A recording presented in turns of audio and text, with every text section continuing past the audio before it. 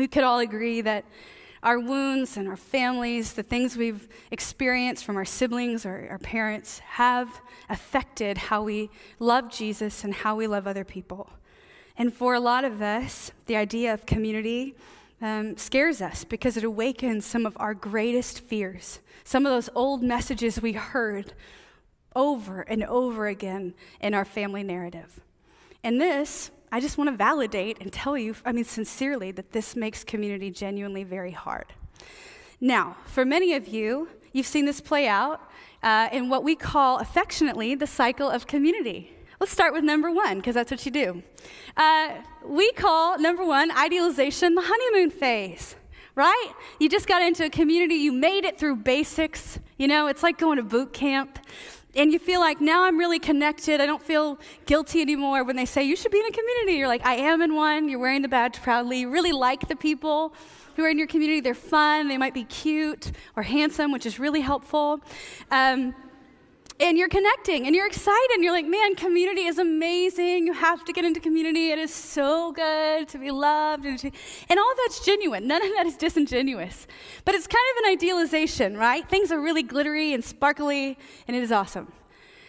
However, that buzz kind of wears off over time, right?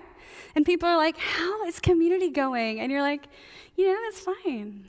It's like really fine. Things are, it's good. Yeah. But the reality is two things have probably set in.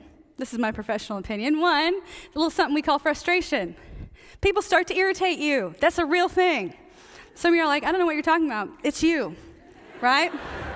It's you. Maybe people have sinned against you. Maybe they've angered you. They probably hurt your feelings. They probably left you out and they didn't call. Maybe they choose to smack their gum in your ear through the whole community time. And you're just thinking, I can't. This is sinful behavior, and I can't. That might be personal, but it's a reality in my life, right? Another thing happens, it's called fear. You start to get scared. Because the reality is when you step into community, your old insecurities, who you really are, the mask falls off, and people begin to see what you're really about. And you're operating at some level in a familial role, which can be hard for a lot of us because we didn't do so well, or maybe we did too well in our familial role, and it causes problems. Either way, it kind of demands vulnerability, and that is scary. Right? For me, it kind of plays out this way. The familial pattern thing, like I'm the baby of my family, as though you couldn't tell. And I just think it's really important that we talk about me and my day every time we're at community. And I feel like everyone wants to. Like, it's a good idea. I think it's, like, really fun. And when I come in, I'm like, I have a story about that, when they're trying to tell their story. Some of you, this is you, so you need to hear me.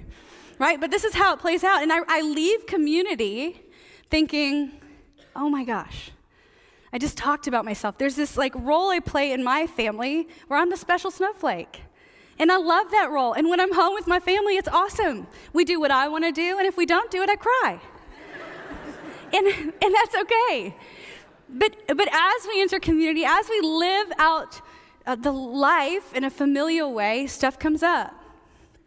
So fear and frustration can be two areas where you get disillusioned.